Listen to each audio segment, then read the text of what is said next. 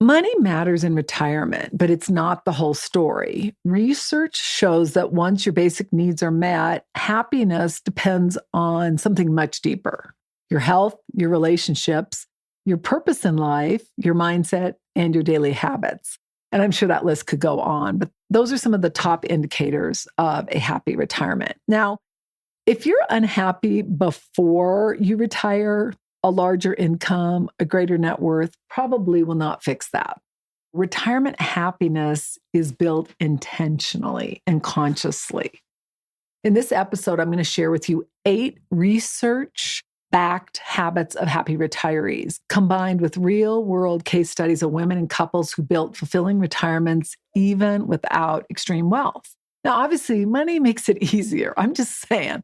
I've seen so many people that have money and don't. And I'm telling you, I've not seen anyone that doesn't have money that has no stress. I mean, maybe a monk living and their residence is paid for, but it just doesn't happen. If you live in a civilized country, you got to have some money. This episode is going to help you think beyond numbers and to really guide you in designing a retirement that feels rich in meaning. So welcome to the Millionaire Insider Podcast, formerly the Wealth Inside and Out podcast, where we help you create a confident, secure retirement and life you love. I'm Annette Ba'u, certified financial planner and founder of the Millionaire Insider. For over 36 years, I've helped pre-retirees and retirees turn their paychecks into guaranteed income, reduce unnecessary risk, protect their legacy, and design a retirement filled with purpose and freedom. Because true wealth isn't just about money. It's about confidence, clarity, and control over your future. Today's free resource is our retirement readiness quiz. If you're within 10 years of retirement and you want to make sure you're making the right decisions and you got everything covered when it comes to retirement, you can take our quiz at themillionaireinsider.com/RRQ. Our quiz is designed to just get you on track. Sometimes people are, sometimes they aren't. The reality of it is that there's insight that oftentimes is overlooked. And then there are other things that maybe you haven't even considered. So again, I encourage you to take the quiz. It takes you only a few minutes. It's at themillionaireinsider.com/RRQ. The insight you're going to get from that quiz is priceless. For today's show notes, you can go to themillionaireinsider.com/166. The Millionaire Insider copyrights all materials and intellectual property. This information is for educational purposes only. It is not intended to replace any advisor or specialist or to provide any investment, financial, tax, retirement, planning, or healthcare advice. By accessing this content, you agree to hold the Millionaire Insider and its affiliates harmless for results achieved or not achieved. Always consult with a qualified professional before making any financial decisions or changes. So let's dive into the 8 habits of a happy retirement. I just love that title. And it's so timely because I'm around so many people and I talk to so many people, and it's so interesting how some have just such amazing, happy retirements and others are like, oh my gosh, I wouldn't want that for anything. So hopefully today's insight is going to give you the direction so that you can create that happy retirement you love. You're going to learn some insight on why retirement happiness goes beyond money and what actually drives fulfillment. You know, fulfillment is critical. The 8 research-backed habits of happy retirees, some real-life examples of how even small changes can create meaningful results, and then how to align your financial plan with the life you truly love. So the first thing is prioritizing your physical and mental health. Health is the foundation of everything, and that includes your mental and your emotional health. Research shows that 150 to 300 minutes of weekly activity improves longevity. You know, I encourage you to do a lot more than that. They say that walking 7,500 steps daily reduces dementia. Healthy habits improve both physical and mental resilience. Think about when you're eating a healthy diet or you're exercising. You feel so much better. You think more clearly. Getting adequate sleep, all those things are critical. Healthy eating increases life expectancy. How could it not? Reducing sugar, reducing alcohol, reducing preservatives, all those things. Other things that are important are obviously managing stress. And probably the biggest stress in retirement is having enough guaranteed income so you're not worrying about paying your bills and you're not worrying about what the market does and how it's going to impact your retirement. Staying mentally engaged is critical, and obviously supporting your emotional well-being is critical. So one of my clients who was around 60, she started walking and then she joined a group. She shared that her physical health improved. She not only lost weight, but she actually improved her blood work numbers in several areas. She also said that when she joined a walking group and then had friends, everything changed. Her mood changed, her energy, her sense of connection. Health doesn't just extend your life, it really enhances the quality of it. And when you combine exercise along with personal connections, that is priceless. All right, number 2, happy retirees and people protect social connections. We know how important relationships with others are for our happiness. There is so much research on it. But what I want you to think about before you think about that is the relationship you have with yourself. There's not enough conversation about that. And what I find is that the more you can improve your relationship with yourself and really love yourself, the easier it is to connect with others. When we can forgive ourselves and love ourselves, we open up our heart to deeper relationships with others. It's amazing how that works, and I have seen it firsthand. One of the Harvard longevity studies found that relationships are the strongest predictor of happiness, and I would just recommend that you start with yourself and then you grow it out there with others. Isolation can increase dementia risk, heart disease, and depression. Happy retirees, they're intentional, they're conscious, and they make connections a priority. They schedule time with family and friends. It was interesting. As many of you know, my mother recently passed away, and as sad as it was, probably the most sad part of it was that the last few years, she's been very isolated. She lived with one of my sisters who is pretty isolated herself with her family. And it was kind of sad because my mom is really an outgoing person.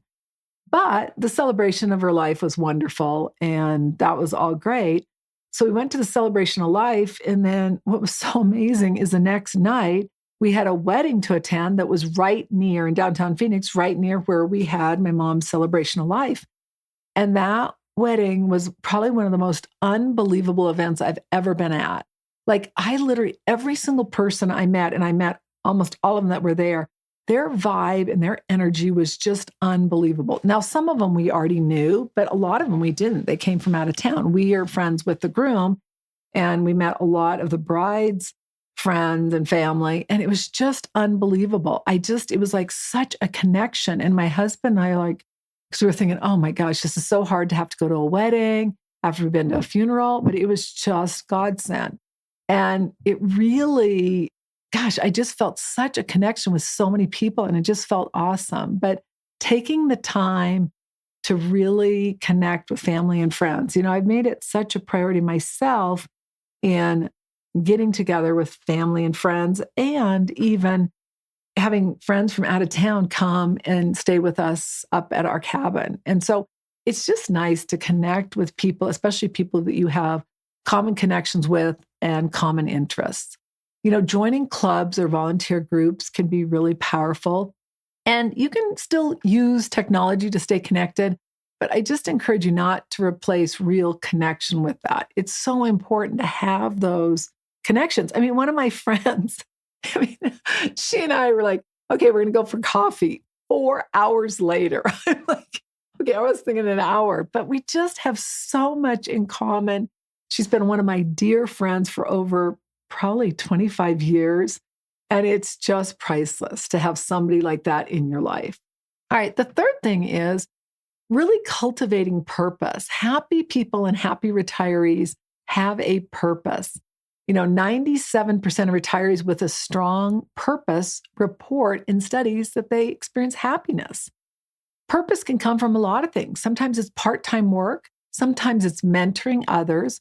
Volunteering is a big one. Caregiving, creative projects. It's amazing. It was funny because one of the couples we met, the husband was a piano teacher to the groom and to his kids, and he had been for years. Those are powerful things. The groom, since he got divorced, we've known him for over 20 years. And, I never thought he'd get divorced, but they did. He's really got a lot of passions. Some of them are artwork, some of them are piano, playing different instruments. I mean, it's really fascinating to really see a different side of him that has really come out. I love that. One of the studies I was reading about, and I've seen so many of these, it was a retired executive who started mentoring small business owners. She shared that she had so much fulfillment, and she even felt more fulfilled than she had at some parts of her career. Retirement isn't the end of the contribution. In many ways, it can be a whole new chapter and really provide meaning to your life. So don't discount that. For others, it's volunteering. It's interesting because I have been around so many people who volunteer and even have nonprofits for dogs. And they just report so much meaning in helping people out, in taking care of animals, finding animals that others want to adopt. It's so powerful. We have always adopted our animals, and I don't know if the next one we are or not, because we have a specific one we want to get. But the power of volunteering and just helping people or animals that are less fortunate for many of us is priceless. All right, number 4, happy people continue to learn. Ongoing learning strengthens our brain function. And when our brain's working better, it's going to be a lot easier to be happier. It delays cognitive decline. Some of my clients that I see that were really happy and then they start getting depressed and overwhelmed and anxious, it's because they start having cognitive decline. It also builds confidence. So what are some of the things you can do? One is take some community college classes. Not only will you gain some valuable insight, but you're going to meet other people. Taking music or art lessons. Go to library reading groups. And you can even be the reader, or you can be the listener, or some of them have combinations. Online university courses also. Now, you can have more isolation there, but if you're really passionate about what you're learning, it can be priceless. So another thing that's key to happiness is training your brain for optimism, practicing gratitude, and cultivating meaningful connections, which we've already talked about. But combining those can be really powerful. Mindset plays such a powerful role in how we experience our life and our retirement. Optimistic people live longer. I have read so many studies about that. They experience fewer cardiovascular issues and they handle stress much more effectively. I think one thing that's really important to realize is that optimism is oftentimes not something we're born with, but it's something you can build. It can entail reframing challenges. Like whenever something happens to me and it's like, oh my gosh, how could this be happening? I just love to look at the positive of it. I'll give you the example. It was a little bit crazy that my one sister got 80% of my mother's estate, maybe even 85%. And initially I was really frustrated. And then looking at my husband and we started talking, we said, because she had asked at one time if she could come live with us, because, sometimes their relationship was a little off. And I said, of course. But then I was thinking, like, how would that work? And I said, well, Mom, like if you came live with us, we're just never here. She liked somebody to be there. Understandable, right? But then I started looking and thinking, my gosh, that is such a major responsibility. I'm so happy that my mom had somewhere to live, that she was welcome, she was loved, and that there was somebody there to really care for her 24/7. And then all of a sudden, when I started looking at it that way, I kind of felt relieved and I kind of felt like complete gratitude. I no longer felt like, oh my gosh, how could this happen? Now, I still kind of feel it's not fair to some of my nieces and nephews that need money, but it is what it is. And who knows, maybe she'll come around and end up giving some to them. But another thing that it can include is, limiting negative inputs, being careful about what you let in, looking at limited emotions like fear, anger, worry, and focusing in on elevated ones, love, connection, happiness, joy. Surrounding ourselves with positive influences also helps. And gratitude helps strengthen that mindset. When you're grateful for something, you're acting as if something already happened. And you not only can be grateful now, but you can also be grateful about what's going to happen. And it brings more of that to you. Gratitude, in my opinion, is priceless. And research shows that gratitude improves our sleep, it increases our life satisfaction, and it reduces stress. I know that when I'm grateful, everything changes. My entire perspective changes. Even creating a simple habit like reflecting on or writing down 3 things you're grateful for each day can be so powerful, and it can really have an impact on your life. So what I want you to think about is the ways you can have connection. Typically, it's going to be a partner, a friend, or community. But what about a pet? Studies show that pets can have a profound impact. And the nice thing about a pet is they don't talk back to you. They're always there. They're always excited to see you. Rarely do they have a bad day. They provide companionship, which reduces loneliness. They encourage physical activity.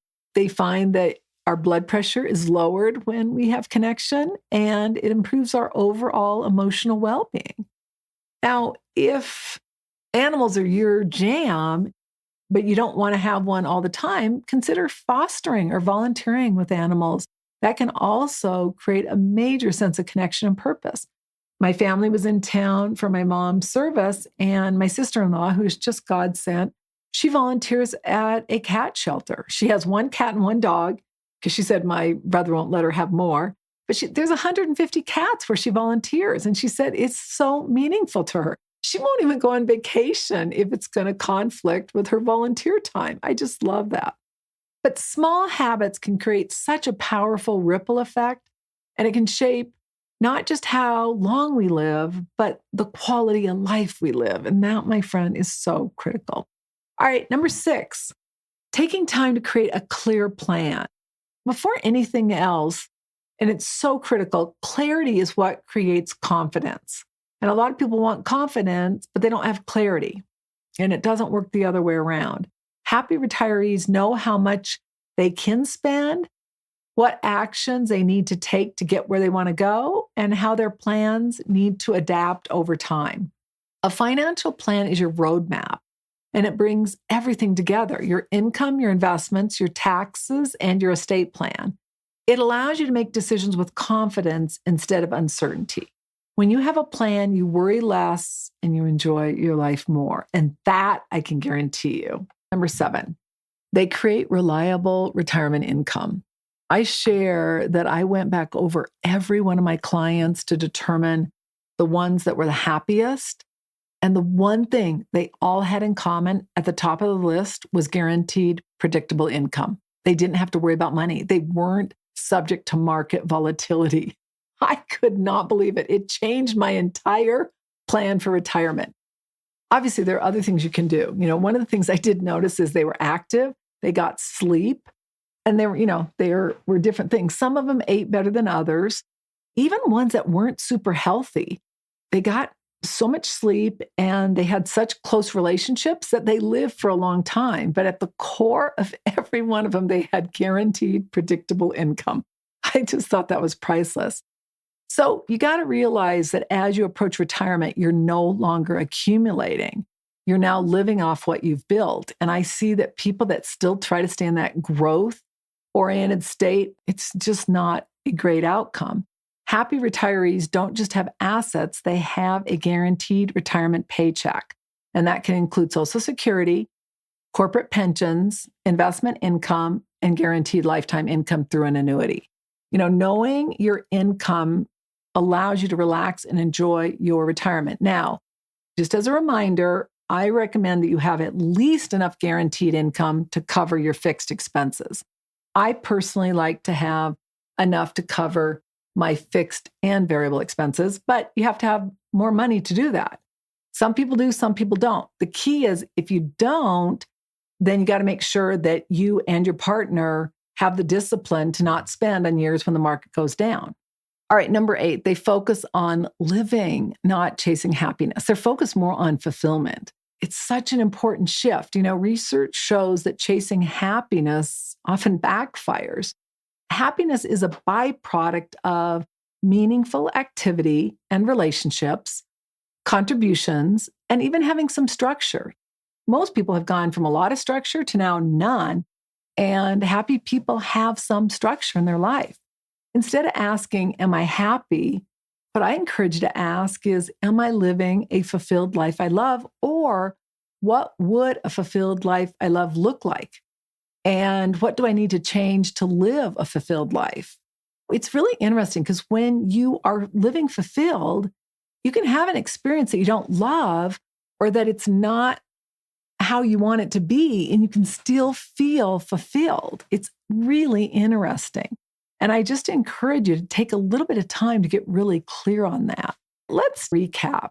A happy retirement, as most people know, it's not about having the most money.